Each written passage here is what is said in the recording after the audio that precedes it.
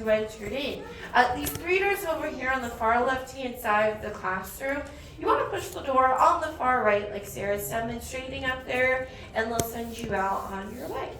Alright, well for this class, we're going to be drawing a classic character, Mickey's best friend, who's named after a planet in our solar system, which got downgraded. But does anybody know who I might be talking about? Pluto. Yeah, Pluto, he's going to start with the basic geometric shape. All of our characters do. And he starts with the circle. Though, as you pick up those pencils, you notice that something's missing on the end of the eraser. That's because what we're doing is called the rough sketch. So you want to keep your lines lying loose. And the stuff that we want to keep, we'll go back and log those lines in. That way all the other lines are going to fade away into the background. So what a rough sketch is all about is getting your ideas on that sheet of paper. So it's supposed to look close and definitely a little messy too. On the separate paper, you want to create a circle, I'd say about the size of a tennis ball. Baseball is a good size. When sketching out your circle, make sure you're using that whole entire arm when you draw, and not just the wrist. If you're just using your wrist, it's more like writing than it is drawing. And also, make sure you save enough room below that circle for that muzzle and tongue. But I'm going to lightly sketch out mine up here. I promise to let you know getting to the darkening in parts, stuff we really want to keep here for our dog. But notice I'm creating in lots and lots of lines in here. That's really what we look for our foundation. If you don't like one side, you can always round it out until you got it to the way that you like it. All of these extra lines are helping me to create in this one shape. I'm just blending them together so it looks like something I can work with. I'll let you know when we get into the darkening in part, stuff we really want to keep for our dog. But we also want to add in construction lines to help to anchor all of his features in. So I'm lightly sketching out one line that goes right through the middle of the circle, as well as another construction line at the very bottom of the circle as well. And on either side here of our two construction lines, we're going to add in some ovals, or you can also kind of think of them as like squish circles or egg shapes. And it's going to be a little bit wider than that first original circle.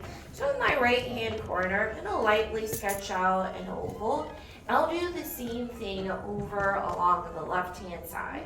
And it's totally okay if all three of these circular objects are overlapping, because mine are definitely overlapping here for me. So this is where we have our basic foundation here for our dog. Now that we have a foundation, we can start to add in some details to make this look more like Pluto instead of like a bunny doing a handstand. Where our two ovals are meeting, I'm going to add in another oval sitting here on its side. And Pluto's actually based off of a bloodhound, so his nose is rather large because he has to sniff out all of the trouble way before like Mickey sees it.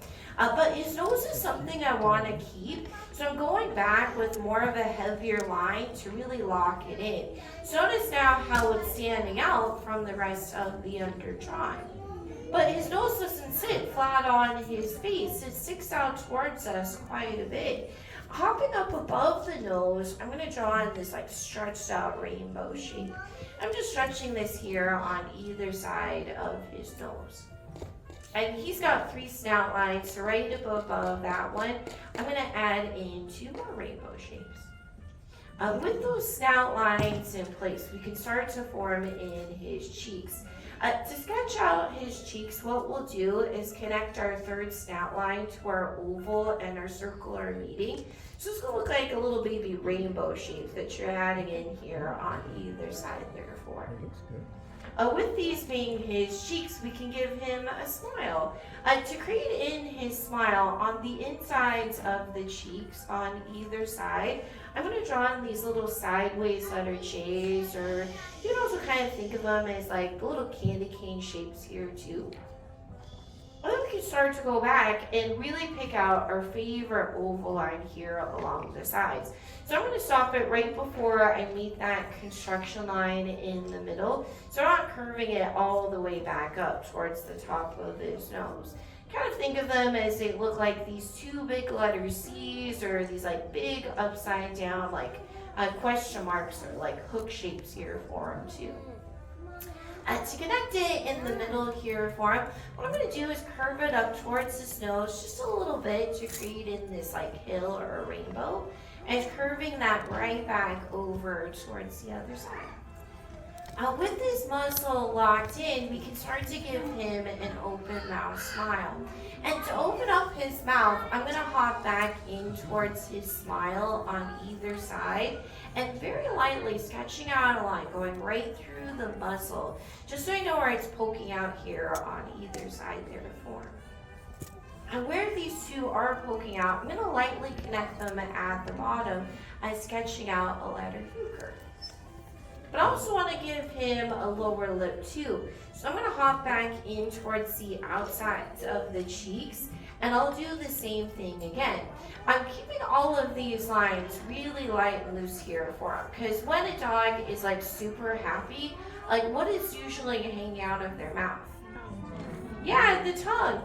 For Pluto's tongue, you can have his tongue stick out towards the left or to the right. It really doesn't matter either way here for him. I'll stick out his tongue over towards the right-hand side. So I'm going to come back to this first U shape that I made on the left. I'm going to add in this candy cane curve. I'll go back and lock that into place. And right next to that candy cane, I'm going to add in this second candy cane. Now the second candy cane is going to loop around the first one into a letter J, or this like hook shape. And it's going to curve it right back up towards that first U shape that I made. So now I've got his tongue in place. And with the tongue locked in, I can start to go back and lock in the rest of his lip. So anything that's not being covered up by the tongue. You can also even go back and even shade along the back side of his mouth there for him too, adding in some contrast to your sketch. With all this in place, we've already sketched out the bottom half here of Pluto. So how are our drawings turning out so far? Good. Good? Are you having fun? That's the most important part about drawing, is having fun with this here anyway. Alright, we'll start to move up to most expressive part for any character, a character's eyes. And Pluto has very wide eyes because he has to spot those chipmunks like way before Mickey sees them. So we're going to hop up really towards, almost towards the very top here of the circle in the middle. I'm going to sketch out this like curved V shape here for him to give a little separation in between his eyes. And from that V shape, I'm going to draw in this like hill shape and curving that right back in towards my, or really where his snout line and cheek are meeting along the sides here for him. So you're going to wind up with this like big letter M, or you can also kind of think of it as you're creating in this like heart shape here for him as well. Now these type of eyes would be great for a character of like Goofy, but Pluto does have a separation here in between his eyes. So I'm going to go back and I'll lock in that center construction line here for him. By the way, they are both dogs. They're just a different type of breed of dog. Now some dogs like to run on the ground and chase chipmunks. Other dogs like to wear clothes and drive a car. Just a different type of breed. Alright, well for his pupils, you can really place him anywhere inside the eyes you want. So you can have it like he's thinking, looking at your neighbor, googly-eyed. You could put like little hearts or stars, or maybe like little pumpkins, or maybe he's hungry, it's like almost lunchtime. You can add in like doggy bones for pupils. But I'm going to have him look straight ahead here at all of you by sketching out some ovals here for him. But however you sketch those pupils in, you really want to make sure that they're the darkest part here of the sketch. Because this is where all the attention and focus goes to, is right inside those eyes. So just making sure that they're really standing out nice and dark. It also also really helps for a character that doesn't even speak, just like Pluto, like Dumbo or Dopey or even Tinkerbell, for example. Though if you do put Pluto's tail on a record player, he can project singing that way as well. He's quite a crooner that way. Alright, we want to give Pluto some eyebrows. His eyebrows are going to follow the curve right up above his eye by drawing in these rainbow arches. And you can also push these on the outside of the circle and they curve right back in. The higher you make his eyebrows, the more excited or surprised he can look in your portrait too. He also has got a little bump on the back of his head. With him looking straight ahead, we're able to see an indication for the bump. So it's drawing in a small little hill here for him. I'll go back and lock in the rest of his head here along the sides here for him too. But we're still missing something here for Pluto, right? What are we missing? His ears. Yeah, his ears. For where his ears connect would be through the middle of our circle. So that's like right about here and right about here. I'll even give him some earbuds for his ears to attach to, drawing in these little baby letter C's, little baby parentheses in here for him. But for what the ears look like, they look like long stretched out teardrop shapes, or you can also think of it as like a necktie as well. So it starts then on the side of his head and it gets wider down towards the bottom. And you could definitely play around and have some fun with the ears. So you could put them into a heart shape if you wanted to. Maybe you went on Guardians, so you can have them going straight up or off to the side. But I'll start here on that earbud here for him. I'm going to draw in a curved line, just curving it out and down, past his muzzle and towards the bottom here of the chin. So really letting the pencil glide through the paper. And as I curve it down at the bottom, I'm going to make a U-turn. So this is the widest part here of the ear. As you curve it closer towards the head, you just want to curve it back a little bit thinner as you go there for it. Just so you get that stretched out teardrop shape that we're really looking for here with the ear. And I'll have his other ear be waving at you. You don't have to do the same thing that I do. But right here at that earbud, I'm going to add in a curved line. Mine kind of looks like a question mark sitting here on its side. And again, just making that U-turn here at the bottom. And as you curve it closer towards the head, still curving it back thinner as you go.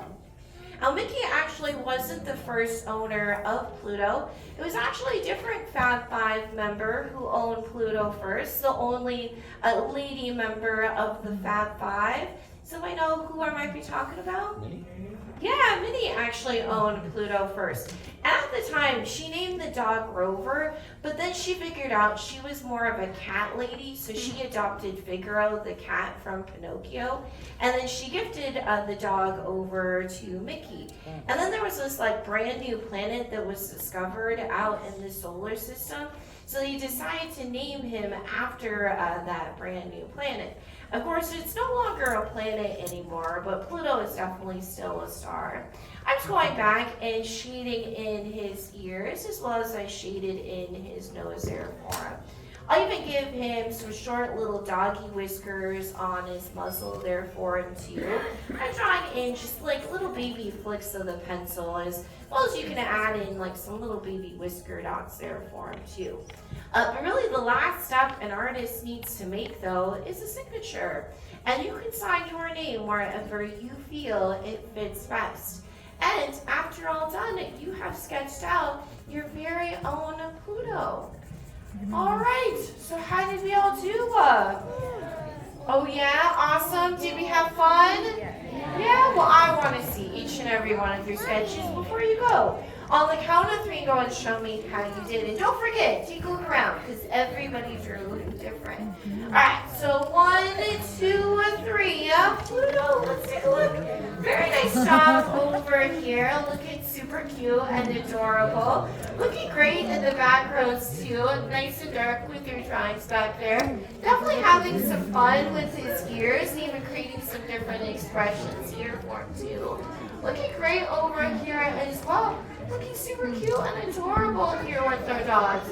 I'm impressed with each and every one of you. You all graduate from the Animation Academy. Give yourselves all a big round of applause for graduating.